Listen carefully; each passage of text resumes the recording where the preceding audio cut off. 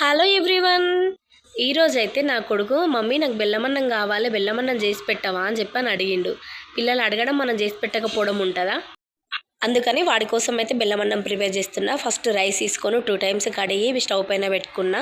అన్నం అయితే కొద్దిగా ఉడకాలి కదా. అన్నం ఉడికే లోపు అయితే పల్లీలు తీసుకొని పల్లీలను అయితే వేయించుకున్న పల్లీలని మిక్సీలో వేసుకున్నా. ఇందులోనే నేనైతే ఎండు కొబ్బరి యాడ్ చేస్తున్నా. ఎండు కొబ్బరి అయితే నేను వేస్తా బెల్లమన్నంలో. వీటినైతే ఇలా మెత్తగా మిక్సీ పట్టుకొని పక్కకు పెట్టేసుకున్నా. స్టవ్ పైన అన్నం అయితే మెత్తగా ఉడికిపోయింది. ఇందులోనే తరిగి పెట్టుకున్న బెల్లాన్ని అయితే యాడ్ చేసుకున్నా. బెల్లం యాడ్ చేసిన తర్వాత బెల్లం అంతా అన్నంలో కలిసిపోయేలా బాగా కలుపుకోవాలి.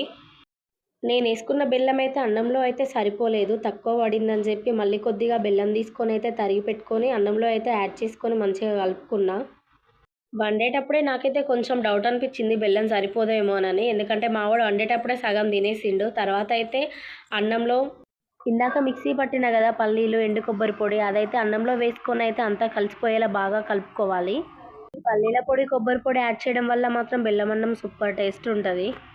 వండుతుంటేనే స్మెల్ అయితే సూపర్ వస్తుంది, తిన్న ఫీలింగ్ అనిపిస్తుంది.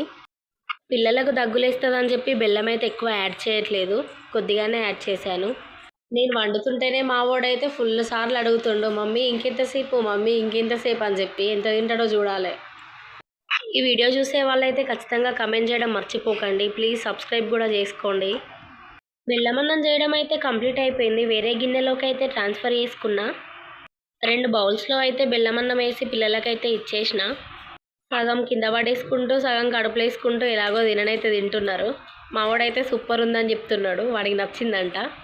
మా పాపని తినమంటే ఆమెమో వాళ్ళ అన్నయ్యకి తినిపిస్తుంది. Thanks for watching.